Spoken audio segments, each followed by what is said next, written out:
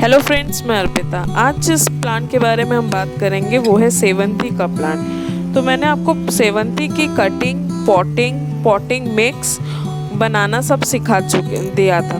तो अभी अगर हम इतना सारा काम सीख चुके हैं तो बहुत सारे लोगों ने प्लांट्स को लगाया भी होगा।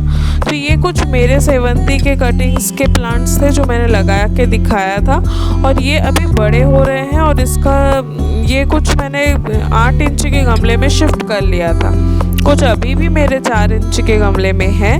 पर अब इन प्लांट्स की केयरिंग मैं कैसे कर रही हूँ वो मैं आज आपके साथ शेयर करूँगा। अब जब इन प्लांट्स की केयरिंग की बात आती है तो मैं 3 चीज़ें बहुत अच्छे से यूज़ करती हूँ। सबसे पहले मैंने इतने पहले से क्यों सेवंती की कटिंग्स किया है और सेवंती को मैंने क्यों इतने सबसे पहले लगा दिया, जबकि इसके फूल तो आते हैं दिसंबर जनवरी में।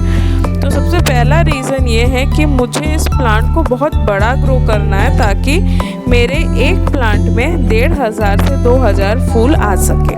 तो इसके लिए मुझे प्लांट्स में सबसे पहला जो काम करना पड़ता है वो है पिंचिंग करना। पिंचिंग क्या होता है ये भी मैंने एक दिन दिखाया था कि जहाँ से पत्तियाँ निकलना स्टार्ट होती है उसका अगर आप टॉप मोस्ट पोर्शन काट देते हैं या उंगलियों से तोड़ देते हैं तो वहाँ से 2-2 ब्रांचेस निकलेंगी। फिर उन दोनों ब्रांचेस का टॉप मोस्ट पोर्शन फिर से हमको तोड़ना है ताकि उसमें से और ब्रांचेस निकले।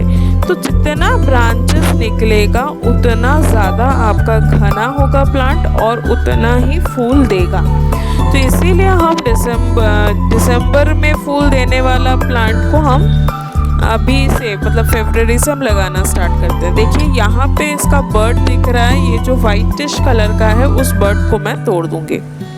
बस आप इस तरह से तोड़ते जाएंगे तो ही आपका प्लांट घना होते रहेगा। कुछ कीड़े ने उस पत्तियों को खा लिया है, इसलिए कुछ पत्तियों में छेदा हो गया है, क्योंकि मैं बहुत दिन से फंगीसाइड स्प्रे नहीं कर रही हूँ, इंसेक्टिसाइड स्प्रे नहीं कर रही हूँ, क्योंकि पूरा महीना कंटिन्यूस बारिश हो रहा था। इसीलिए मैंने भी स्प्रे नहीं किया है, क्योंकि पूरा पानी में शाम के वक्त ज़्यादा बारिश हो रहा था, इसलिए मैंने नहीं किया था। अब बारी आती है इसमें मैं क्या क्या खाद डाल रही हूँ। सबसे पहले देखिए इसमें से ये पोर्शंस देखिए, ये जो पौधा है ये ना थोड़ा सा लंबे टाइप का ही पौधा है, तो ये काफ़ी लंबा हो रहा है। हर एक पौधे का कलर और उसकी पत्तियों के कलर में डिफरेंसेस है। आप लोग अगर ध्यान से नोटिस करेंगे तो कोई एकदम घना घना हो रहा है और कोई एकदम लंबा लंबा हो रहा है। लंबा लंबा मतलब इसमें पिंचिंग का कोई प्रॉब्लम नहीं है, पर उसका टेक्सचर ही वैसा है कि उसकी जो डेंटल है वो काफ़ी लंबा होने के बाद ही नेक्स्ट ब्रांचिंग आ रही है, इसीलिए उसका हाइट थोड़ा बढ़ते जा रहा है। देखते हैं एंड तक कितना हाइट में प्लांट आता है। मैंने अभी सबको 8 इंच के गमले में रखा है, पर कुछ को मैं अभी 10 इंच में शिफ्ट कर दूंगी मिड ऑफ जुलाई में, और वो मेरा फाइनल पॉटिंग होगा कि सारे प्लांट्स को मैं जिस साइज़ में लाना चाह रही हूँ। तो कोशिश है कि 10 इंच में ही मेरा फाइनल पॉटिंग रहे। अगर कुछ 12 इंच में ट्रांसफ़र करने लायक लग रहा है तो उसको 12 इंच में भी करूँगी। इस तरह से इसकी पिंचिंग करते जाएं और उसको आप प्लांट को मेंटेन करते जाएं। पहला स्टेप है पिंचिंग। सेकेंड स्टेप जो मुझे वीक में 1 दिन डालना होता है वो है सरसों की खली का पानी। सरसों की खली का पानी मैं 1 पाव सरसों की खली को 2 लीटर पानी में डुबो के रखती हूँ 7 दिन तक, और 7 दिन के बाद अब उस पानी को और पतला मतलब मैंने कोई मेजरमेंट करके मैं पानी को पतला नहीं करती हूँ, पर इतना पतला करती हूँ कि पानी में एक कप मान लीजिए आपके बाल्टी में आपने पानी भर लिया है, उसमें छोटे एक कप से आप अपने सरसों की खली का पानी डालिए। जब पानी का कलर चेंज होके हल्का सा पीला हो जाए बस उतना ही सरसों की खली आपको डालना है। वैसे डाइल्यूशन जब बोलते हैं तो हम बोलते हैं कि 1 किलो सरसों की खली को 1 लीटर भिगोने के बाद उसको 40-50 लीटर में आप पानी में आप डिज़ोल्व करें, तो उतना अमाउंट में प्रोपोर्शनली मिक्स करना बहुत प्रॉब्लम होता है मेरे लिए। इसीलिए मैं क्या करती हूँ कि मैं थोड़ा सा लेती हूँ उसको भिगो लेती हूँ 1-2 लीटर पानी में, और उसके बाद पानी में ही उसको डालती हूँ ताकि वो एकदम पतला हो जाए, और उसी पानी को मैं इसमें डालती हूँ। तो जितना पतला आप डालेंगे उतना अच्छा एब्जॉर्ब होगा।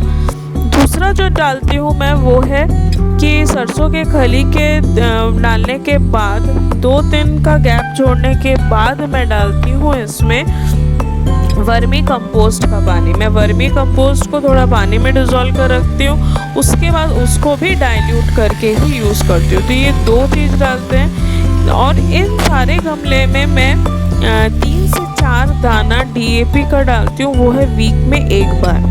अगर आप चाहें तो सरसों की खली में DAP को डाल के आप उसको भिगो सकते हैं। चौथा जो चीज़ है वो है चावल के माड़ का पानी, जो मैंने एक दिन दिखाया था कि राइस फर्टिलाइजर्स हम कैसे बनाते हैं, तो वो फर्टिलाइज़र भी मैं इसमें डालती हूँ। तो ये कुछ फर्टिलाइजर्स है जो रूटीनली हमको डालना है। मतलब आज अगर सरसों की खली का पानी डालें हैं तो 2 दिन के बाद वर्मी कंपोस्ट का पानी, वर्मी कंपोस्ट के जगह आप काउडंग कंपोस्ट का पानी भी डाल सकते हैं। पर याद रखिएगा जो भी आप डालेंगे एकदम पतला करके डालेंगे। उसके बाद फिर 2 दिन के बाद आप डालिए राइस फर्टिलाइज़र, और इन तीनों में से किसी एक में आप मिक्स कर दीजिए DAP। और अगर आप मिक्स नहीं करते हैं तो वीक में 1 बार डे फिक्स कर लीजिए। उसी डे में हर एक गमले में आप 3 से 4 दाना या 6 दाना DAP डाल दीजिए। तो यही फर्टिलाइज़र। देखिए ये वाले प्लांट में थोड़ा सा न्यूट्रिशन कम हो रहा है, हालांकि सब में सेम डल रहा है, पर हर एक प्लांट अलग अलग होता है, तो हर एक प्लांट में माल फंक्शनिंग अलग हो जा रही है। देखिए ये काफ़ी फ्रेश है, ये 4 इंच के गमले में है, पर ये थोड़ा सा डैमेज है, तो इसमें मैं थोड़ा सा माइक्रो न्यूट्रिएंट स्प्रे करूँगी ताकि ये थोड़ा रिकवर हो जाए। तो इस तरह से आप अपने फर्टिलाइज़र्स का डे शेड्यूल बना लीजिए। और ये है मेरा चावल के राइस का चावल वाला पानी जो फर्टिलाइज़र बन रहा है। तो इस तरह से आप पूरा जुलाई अगस्त तक हम इसी तरह से इसको मेंटेन करते जाएंगे। Stay tuned for the upcoming videos. Thank you.